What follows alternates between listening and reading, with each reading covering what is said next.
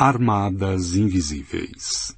Depois da fome, o segundo maior inimigo da humanidade era representado pela peste e pelas doenças infecciosas. Cidades fervilhando de gente, conectadas por um fluxo incessante de comerciantes, funcionários e peregrinos eram ao mesmo tempo o fundamento da civilização humana e o terreno ideal para a proliferação de agentes patogênicos. Em consequência, as pessoas na antiga Atenas ou na Florença medieval viviam suas vidas conscientes de que poderiam adoecer e morrer em dias, ou que, subitamente, poderia irromper uma epidemia e destruir toda a sua família numa única investida. A mais famosa dessas irrupções, a chamada peste negra ou peste bubônica, teve início na década de 1330 em algum lugar da Ásia Central ou Oriental, quando a bactéria Yersinia pestis, que tinha pulga como hospedeiro, começou a infectar os humanos que eram picados por esse inseto. De lá, montada num exército de ratos e pulgas, a peste espalhou-se rapidamente pela Ásia, Europa e pelo norte da África, levando menos de 20 anos para chegar às margens do Oceano Atlântico. Entre 75 milhões e 200 milhões de pessoas morreram. Mais de um quarto da população da Eurásia.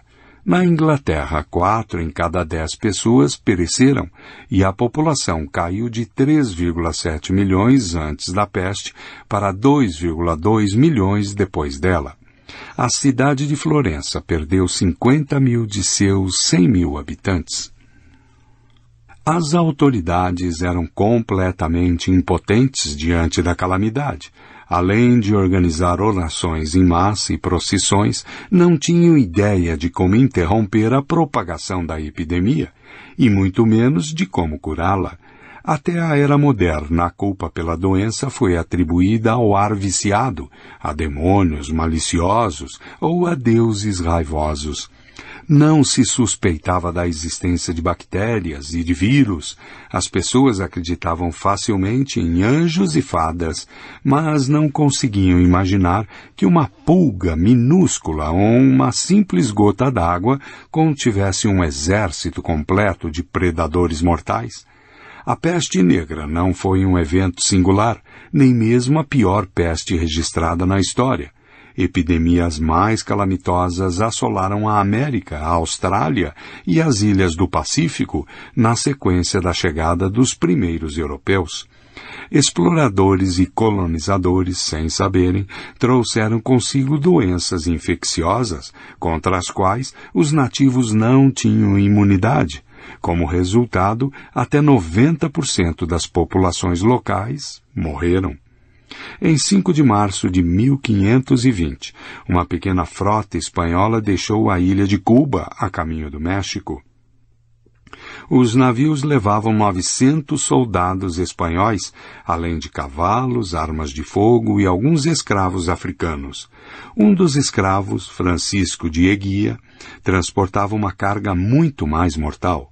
Francisco não sabia, mas em algum lugar de suas trilhões de células, uma bomba relógio biológica tic-taqueava o vírus da varíola. Depois que ele desembarcou no México, o vírus começou a se multiplicar exponencialmente em seu corpo e mais tarde irrompeu por toda a sua pele em erupções terríveis. O febril Francisco foi acomodado na casa de uma família nativa na cidade de Saint-Paulin.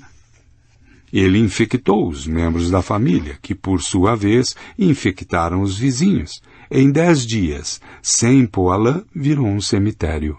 Refugiados espalharam a doença de Saint-Paulin para as cidades vizinhas, e à medida que uma após outra elas sucumbiam à peste, novas ondas de refugiados aterrorizados carregavam a doença para todo o México e além dele. Na península de Yucatán, os maias acreditavam que 3 deuses do mal, Ecpets, Uzancac e Sojacac, voavam à noite de aldeia em aldeia, infectando pessoas com a doença. Os astecas puseram a culpa nos deuses Tezcatlipoca e Xiptotec, ou talvez na magia negra do povo branco. Sacerdotes e médicos foram consultados. Eles aconselharam as pessoas a orar e tomar banhos frios, além de esfregar o corpo com betume e lambuzar as feridas com besouros negros esmigalhados. Nada disso ajudou. Dezenas de milhares de cadáveres jaziam nas ruas apodrecendo, sem que ninguém ousasse se aproximar e queimá-los. Famílias inteiras pereceram em poucos dias e as autoridades ordenaram que as casas fossem demolidas, soterrando os corpos. Em algumas povoações, metade da população morreu. Em setembro de 1520, a peste tinha alcançado o Vale do México e, em outubro, atravessou os portões da capital azteca, Tenochtitlan, uma magnífica metrópole com 250 mil habitantes. Em 2 meses, pelo menos 1/3 da população havia perecido, inclusive o imperador azteca Cuitláhuac. Em março de 1520, quando a esquadra espanhola chegou, o México abrigava 22 milhões de pessoas. Em dezembro do mesmo ano, apenas 14 milhões ainda estavam vivas. A varíola foi apenas o primeiro golpe. Enquanto os novos senhores espanhóis estavam ocupados enriquecendo e explorando os nativos, ondas letais de gripe, sarampo e outras doenças infecciosas, uma após a outra, varreram o país, até que em 1580 sua população fora reduzida a menos de 2 milhões de pessoas.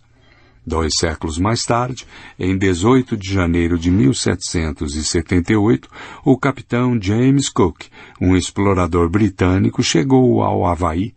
Essas ilhas eram densamente povoadas por cerca de 500 mil de pessoas que viviam em total isolamento, tanto da Europa como da América. Portanto, nunca tinham sido expostas às doenças europeias e americanas. O capitão Cook e seus homens introduziram os primeiros patógenos de gripe, tuberculose e sífilis no Havaí. Visitantes europeus subsequentes acrescentaram o tifo e a varíola.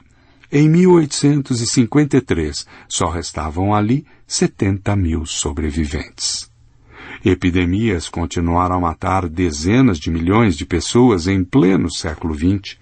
Em janeiro de 1918, soldados nas trincheiras do norte da França começaram a morrer aos milhares de um tipo especialmente virulento de gripe, denominado gripe espanhola.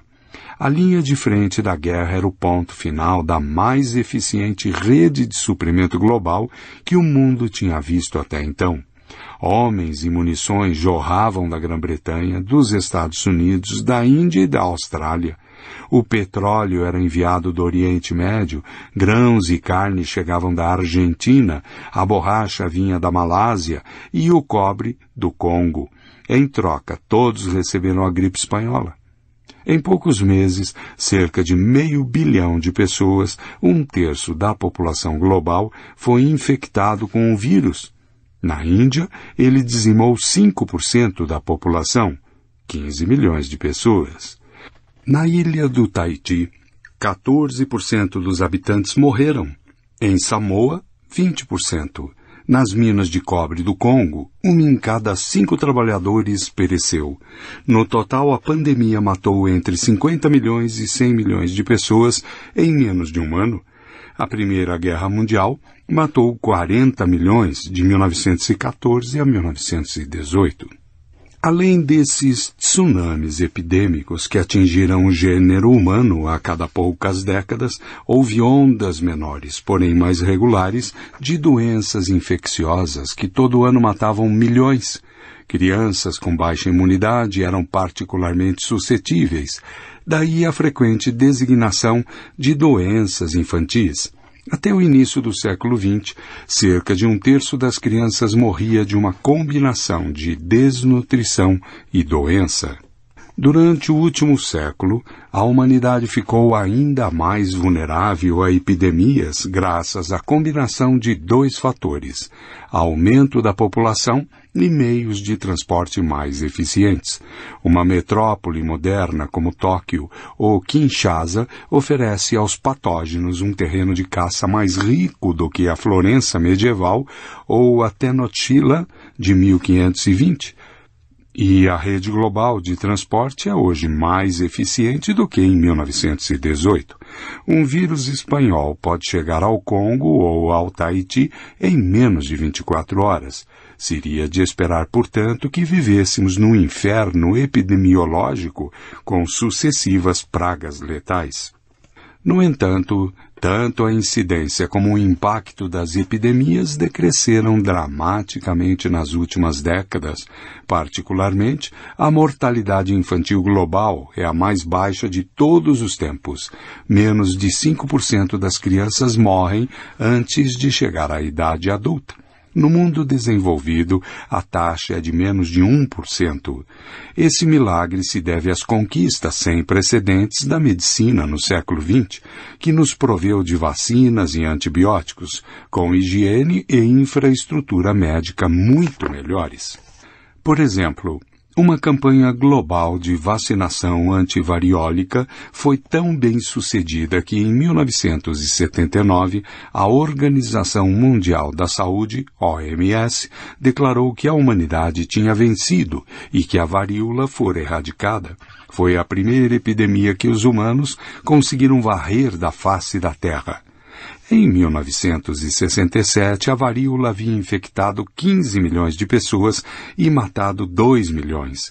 Mas em 2014, não houve uma única pessoa infectada ou morta por essa doença.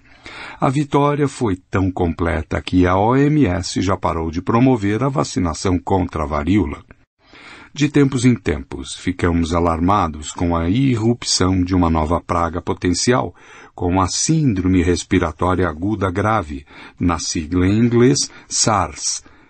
Em 2002, 2003, a gripe aviária em 2005, a gripe suína em 2009, 2010 e o ebola em 2014. Mas graças a contramedidas eficientes, esses incidentes resultaram até agora num número comparativamente menor de vítimas. A SARS, por exemplo, suscitou de início temores de uma nova peste negra, mas provocou a morte de menos de 1.000 pessoas no mundo inteiro. A irrupção do ebola na África Ocidental pareceu a princípio uma espiral fora de controle. Em 26 de setembro de 2014, a OMS a descreveu como a mais grave emergência na saúde pública vista em tempos modernos. Contudo, no início de 2015, a epidemia tinha sido refreada e em janeiro de 2016, a OMS a declarou erradicada. O ebola infectou 30.000 pessoas e matou 11.000, causou enormes perdas econômicas em toda a África Ocidental e enviou ondas de choque e de ansiedade para o mundo, mas não se espalhou além daquela região da África e sua taxa letal não chegou nem de longe à escala da gripe espanhola ou da epidemia de varíola mexicana. Até a tragédia da AIDS, aparentemente o maior fracasso da medicina nas últimas décadas, pode ser vista como um sinal de progresso. Desde sua primeira irrupção, no início da década de 1980, mais de 30 milhões de pessoas morreram de AIDS, e mais dezenas de milhões sofreram debilitação física e danos psicológicos. Essa epidemia foi difícil de entender e de tratar por ser uma doença singularmente tortuosa. Enquanto uma pessoa infectada com o vírus da varíola morre em alguns dias, um paciente HIV positivo pode parecer perfeitamente saudável durante semanas e meses e continuar infectando outros sem saber.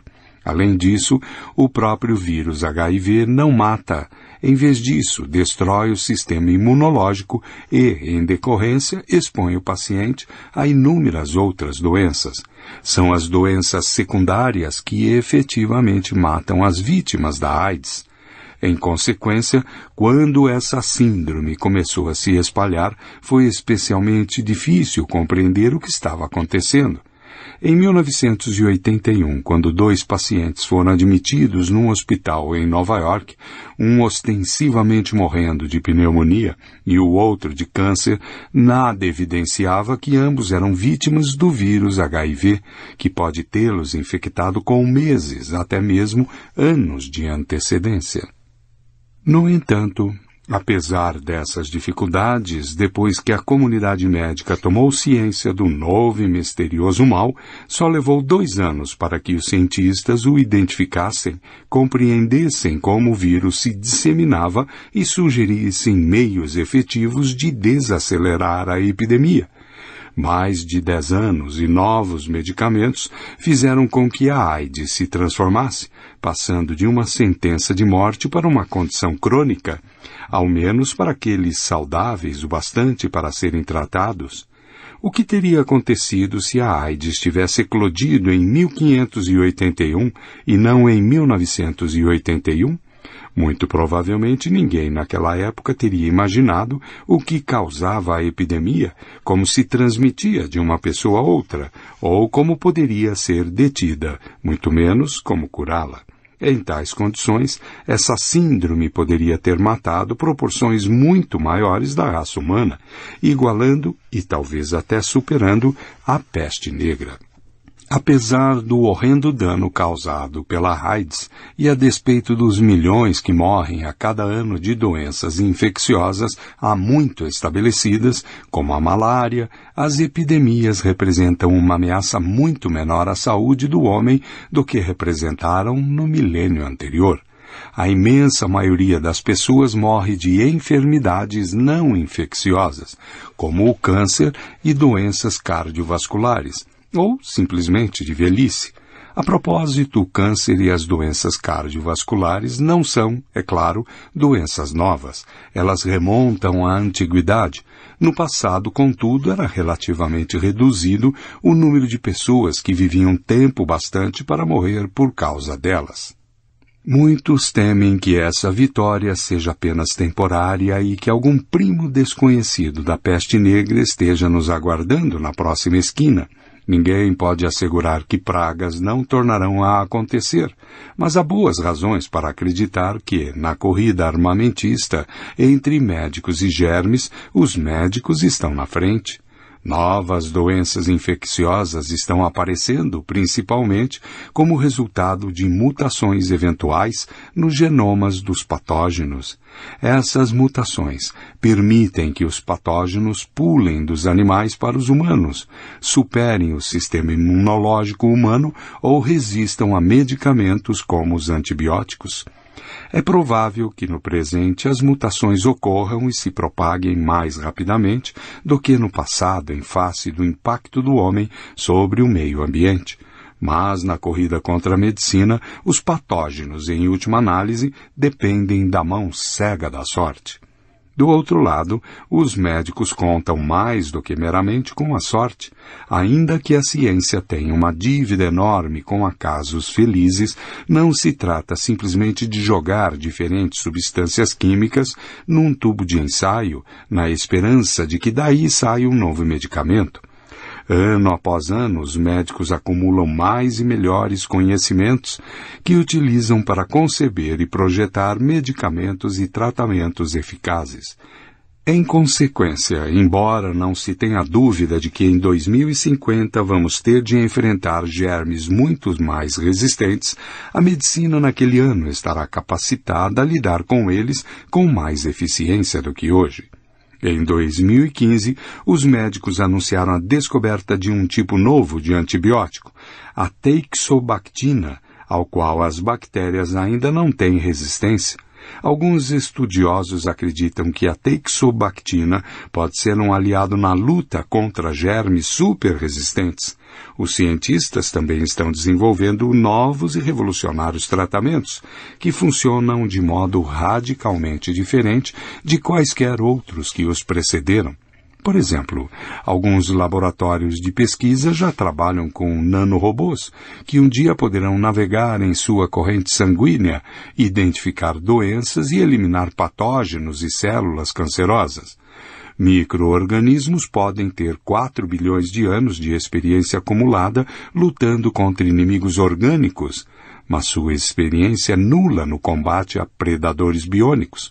Portanto, será duplamente difícil desenvolver defesas eficazes contra eles. Assim, mesmo sem a certeza de que algum surto de um novo ebola ou uma linhagem desconhecida de gripe não possa assolar o mundo e matar milhões, não vamos considerar que se trata de uma calamidade natural inevitável.